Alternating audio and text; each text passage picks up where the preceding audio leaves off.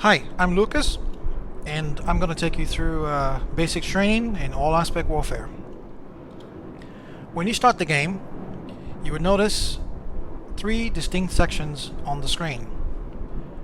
Let's start with the lower left-hand corner.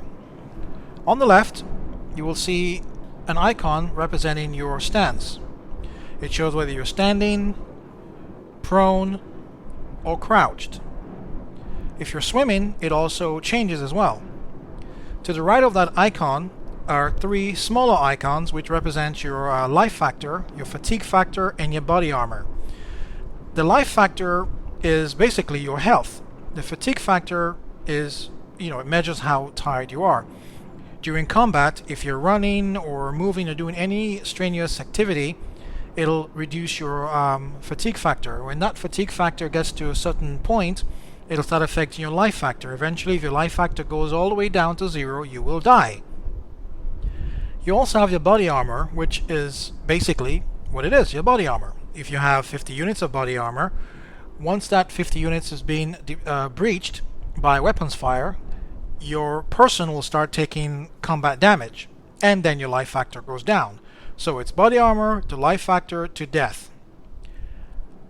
Above that, you will have your rank, which at this point says private. Opposite from the rank is another number that shows what your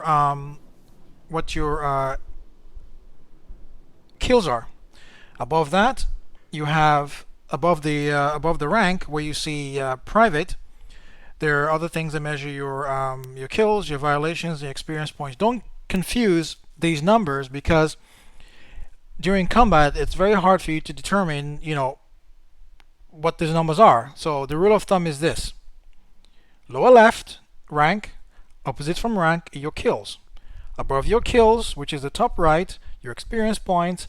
And across from your experience points are your violations. Violations are things like, destroying friendly objects, killing friendly marines, things like that. Okay, that's the lower left. On the lower right is where you have all the items that you're currently carrying, and these items are all grouped into types. You have your weapons, you have inventory items, you have your toolkits, medkits, things like that.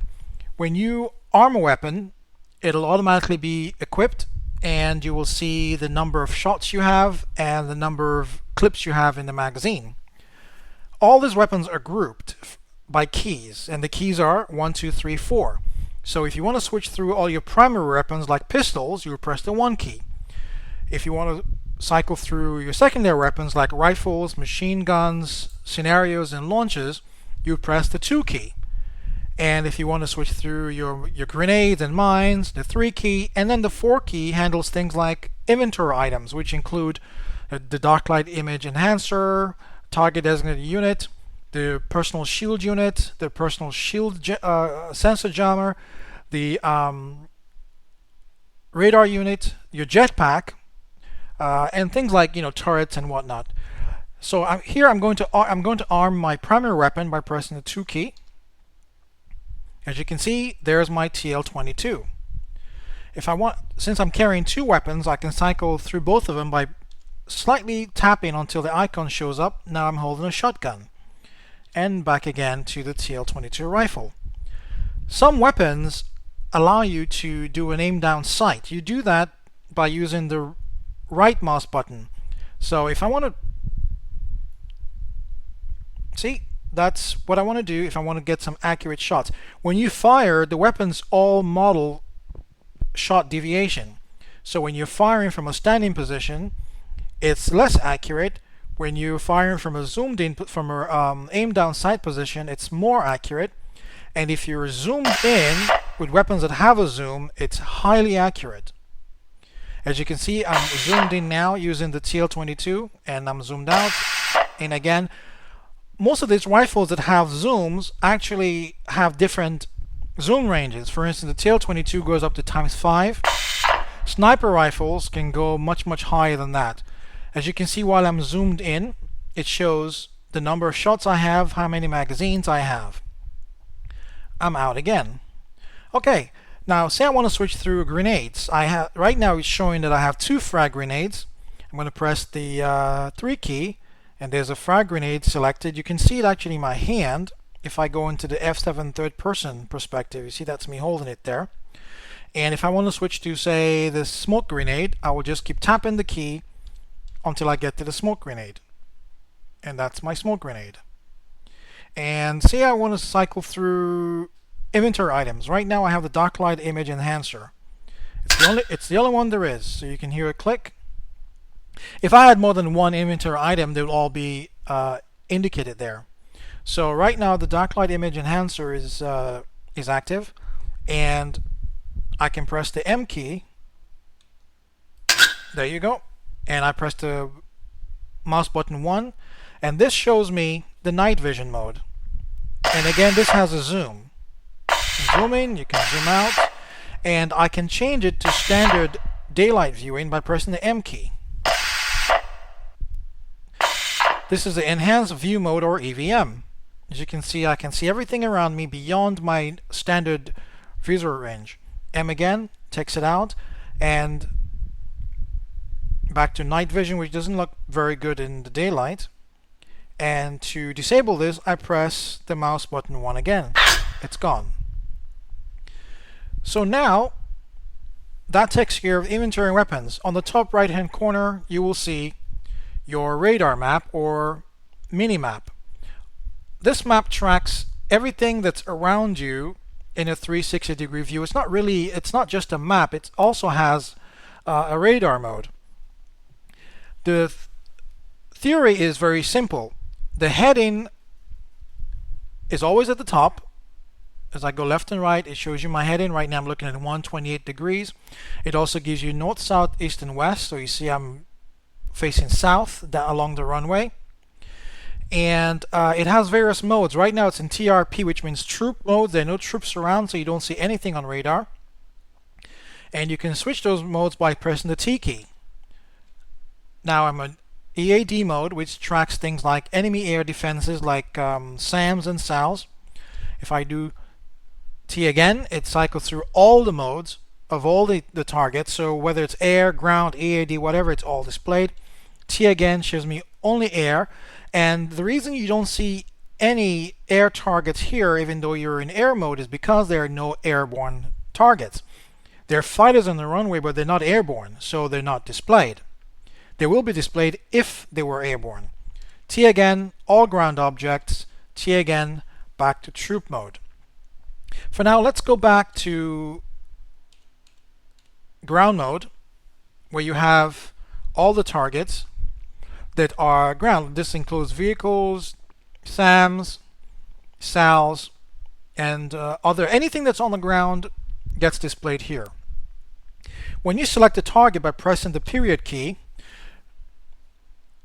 it starts to blink.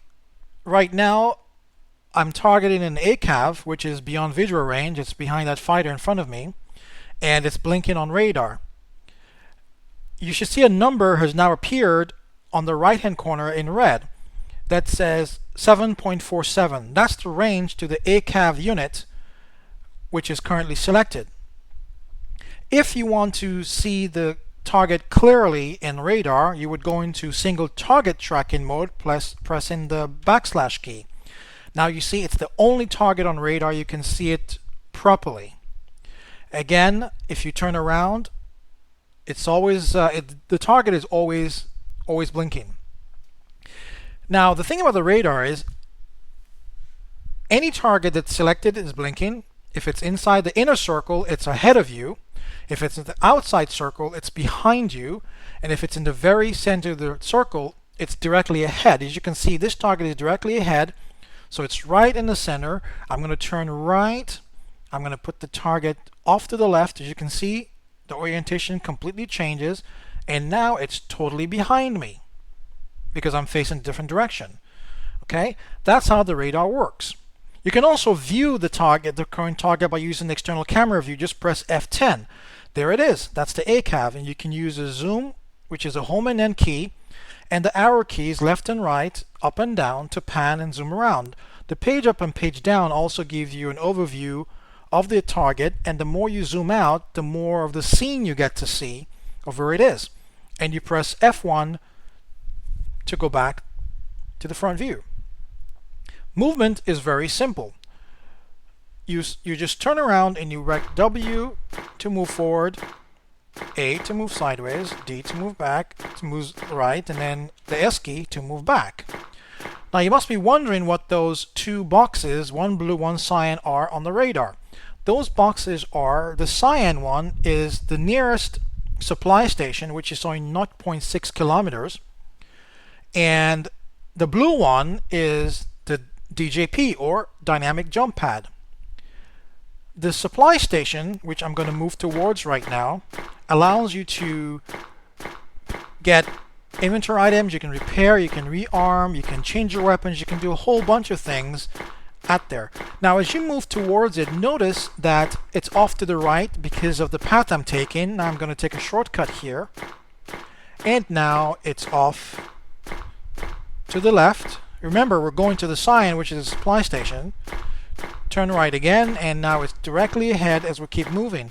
And while I'm moving, I can go to the F7 camera view, which is a third-person view, and I can still use the left and right arrows up and down to pan the view, or I can zoom in and zoom out.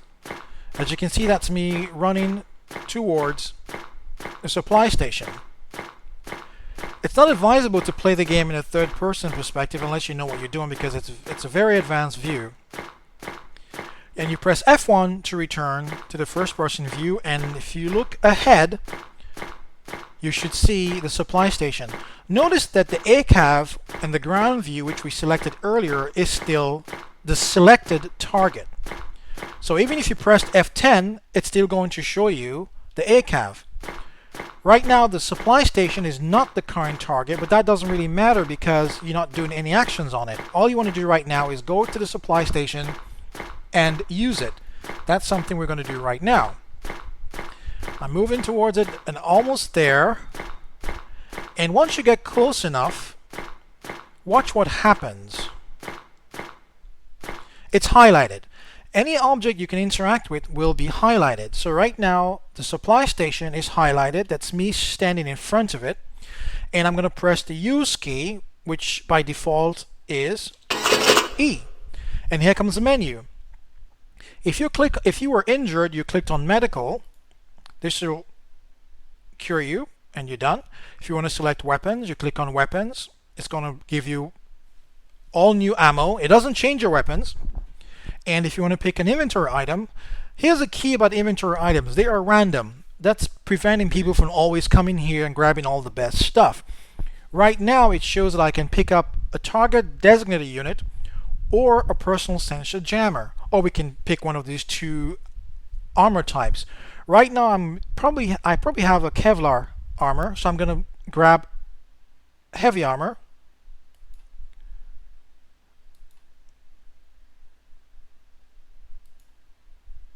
And I just took the TDU. I'm going to take the PSJ as well for now. And I can't select armor because my armor, I already have armor, and it's already at the highest level. I have to get rid of my armor before I can pick any new armor. So now we exit. Now I have the two inventory items, and if you look on here, you still show that I can go to gear profile, which I don't want to do.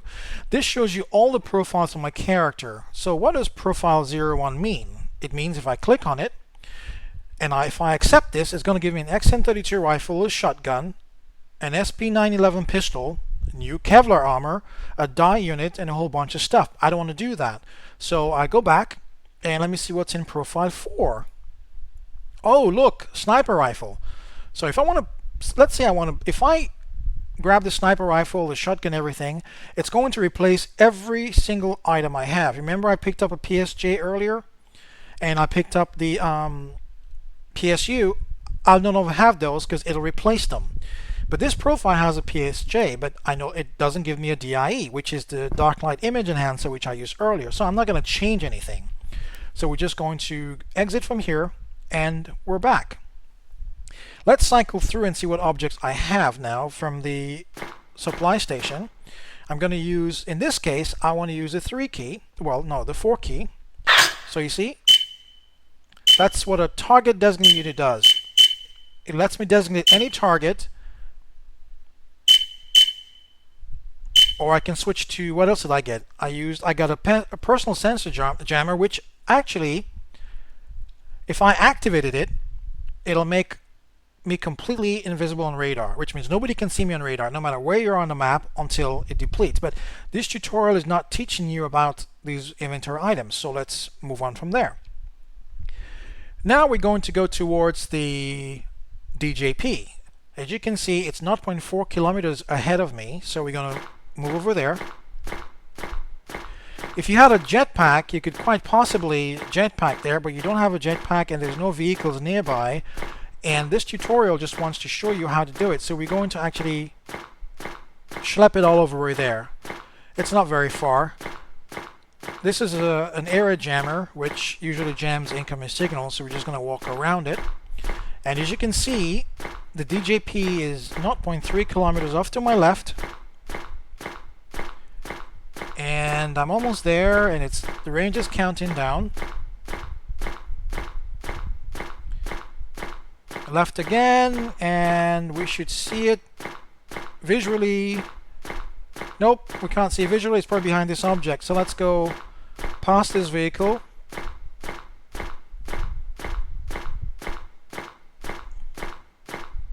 The maps are huge, so, and here we are. There's a DJP. Again, the DJP is used to go from one place on the base to another place at the same base or at a different base. So we want to use it, so it's now highlighted. You press the E key and it shows you the TACOPS radar map. If you look on the map, you should see a green box at the lower bottom here, which is where I am. And the DJP I just used is highlighted in yellow. That's me. So the icons overlap each other, which tells me there are 3 DJPs at this base. The first one, which I'm on, is not animated, as you can see, but there's one to the left and one to the right. Say I want to go to a different part of the base, I would go here and click. And I'm automatically warped or teleported, whichever you prefer, to the nearest DJP that I just selected. And now I'm at a different part of the base. In fact, let's go to the F7 camera view and zoom out. As you can see, where I was is way in the distance, and I'm all the way down here. And the map can tell me that, actually, if you press the numeric 5 key. Well, actually, you can go to the map first with Alt-M. And this is the map. And this is where I am. So press F1 to return. I'm going to use the DJP to go back where I came from. So we press E again.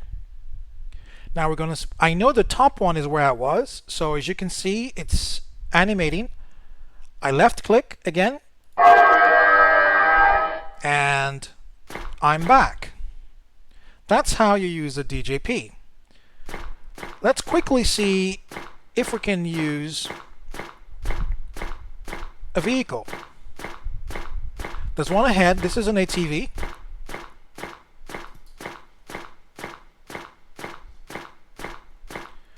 To use a vehicle, you just walk up to it, and you should see a steering wheel icon. The icon will animate, telling you can use it. It's a free position. If the position wasn't free or you couldn't use this vehicle, it'll be gray. Something like this. Or you can use the gunner. This ATV does not have passengers, so let's look for something that does have passengers, and here's the MFB, a mobile forward base. This MFB allows you to use it in a variety of ways. You can actually go inside it. If you can look in the F7 camera view, that's me inside the MFB. And somebody can be driving this, and you'll still be inside it, free to move around or free to walk out if you wanted to. But if you want to attach to it, you have to attach to one of these seat icons. Each one that's available is a passenger seat, and you can just press E to use it. If you go to F7, that's you. Now you completely attached to this vehicle, and that slot is no longer available. If you want to detail, you can still have viewing. As you can see, I can view up, down, left, and right, but I cannot move because I'm attached to this vehicle now. If I want to move, I have to exit the attachment mode, which is Control E. As you can see, I'm outside the vehicle. Let's go back to that ATV. It's a fun vehicle to drive, and it has a gunner position. First, let's see how the gunner position works. You highlight the icon, you press E. If you go to F7 view, that's you in the gunner position.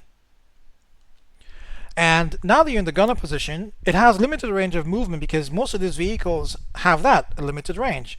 You can move the gun up and down. You can move the turret itself left or right. This is me, the external camera view. And you can fire it.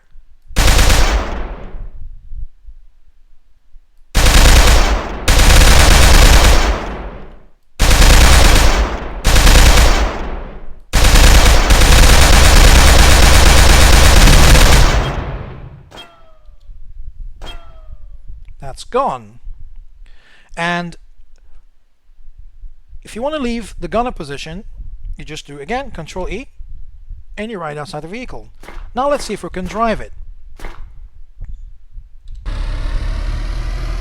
As you can see, you have limited visibility. You can drive from the F7 camera view if you wanted to, but I don't advise it. Here on the left, you can see the name of the vehicle, which is the ATV, all-terrain vehicle. Gives your speed, your altitude, which is 0 because you're on the ground, your armor, and your shields. You don't have any shields, so it's nothing there. Lower left-hand corner, you can still see your stats. As you can see, you've got 1 kill, 250 points, and you're still a private. On the right are the guns and the missile levels. Again, the driver cannot use the guns at all. That's why you have a gunner. You can only drive the vehicle or use the missiles. So to drive, you press the 7, you press the W key and the S. As long as the vehicle is in motion, you can turn left or right. Let's try this in the F7 camera view. That's me.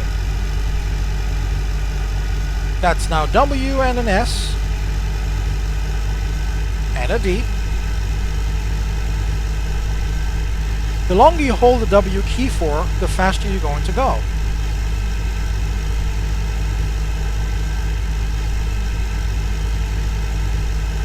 And F1 takes you back to the forward view, which again has limited visibility. You see your speed is 40 meters per second. You press the S key to slow down to 24, all the way down to 16, and now you're barely crawling. As you can see, it's just coasting there. And 0. You've come to a stop. Let's see if we can do some target acquisition here. But there's nothing in front of me, so let's switch the radar mode from map mode to radar. So you press T, you got a ground mode. Let's select the target. Period key. There's a mobile forward base in front of me. Let's go with the... There you go. There's a SAM in front of me. But that's a hostile SAM, so it's not even on this base. Let's look for something that's closer.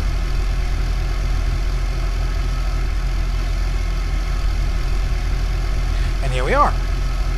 We do single target tracking with the backslash. If you do F10, you can see the target. It's right here. And we are over there in the distance. So we're going to drive toward it so it's ahead of us. If you remember how this works, we're about to collide with this guy, so let's back up a bit.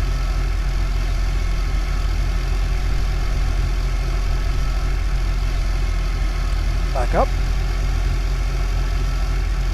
And go forward. There you go. If we were in this direction, the target that's now blinking is way ahead of us. We can't fire at it because we can't see it. If we were to fire at it, we would miss. And as you can see, the target box is telling us that it's right behind this object somewhere. So we have to navigate around the scene. Again, you can do this in the F7 camera view. Though from this view, you have no idea where the target is.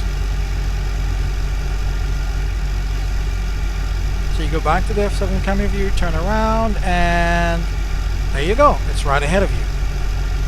You hit the backspace key. This is an APR missile. As you can see, the cursor is flashing with an X symbol telling you this is a friendly target.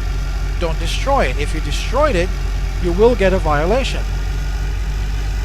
We're going to destroy it. This is a tutorial, so violations are largely meaningless. It hasn't locked yet because it's too far. As you can see, the target is 5.5 kilometers away. That's too far. Do we want to drive that far? No, we don't. So let's turn around and find an easier target and a head target, which you can use with a /. And there's a supply station. We don't want that. We don't want that one. Okay, there's a closer target. This is an XP-10 SAL, which you see right there. It's closer. It's only 1 kilometer away, but we still can't see it. We don't have line of sight. Without line of sight, any weapon you fire will hit the object that's in front of it. So we want to have a clear shot. And now it's right in front of us. 300 meters, and we're going to slow down. Let's see if we can fire. Press the space bar. See, we hit it. Let's come to a stop and hit the space bar again, and it's gone.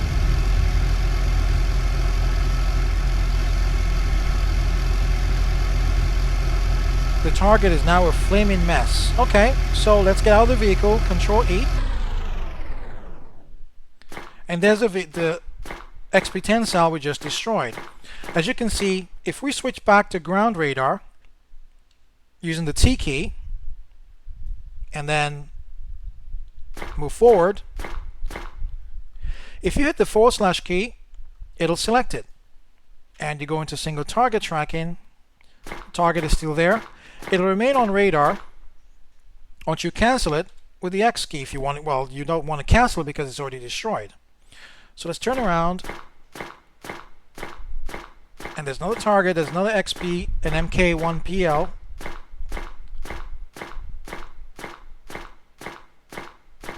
As we walk, let's look at the nav mode of the radar.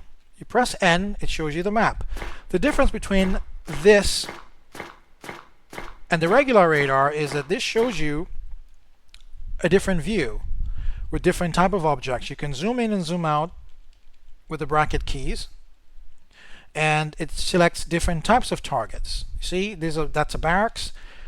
The nav mode really gives you an idea of what buildings you can select, because you can't select buildings in other radar modes. So there's a comms station.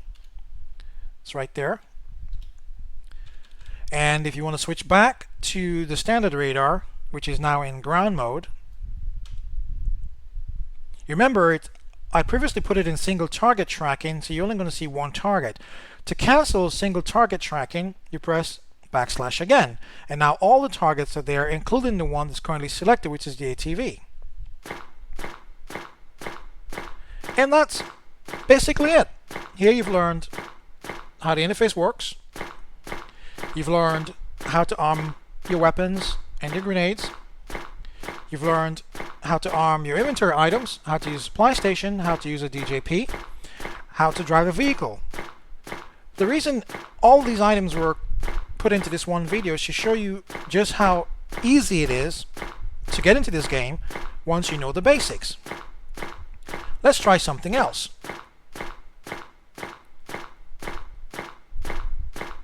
Well, actually, no, let's not. Let's leave the more advanced modes for another video. Here I'm just moving along, and if I want to show you, I'm now crouched, I'm standing again. Now I've gone prone, and once you're prone, you can go from prone to run and go back into prone mode.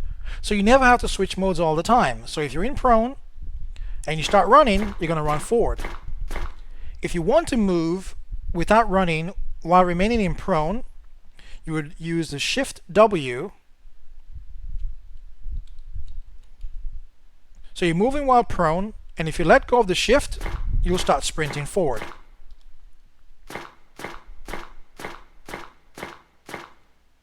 So you can see the icon in the lower left-hand corner shows I'm prone. We don't want that. That was chat. Now we're crouched. Again, same thing with crouch. See, I want to move slowly while crouching. And if I let go of the shift key, I'm running. And if I stop running, I'm back in crouch. And I'm standing again. Basic, simple stuff. That's the end of this tutorial. See you again in the next one.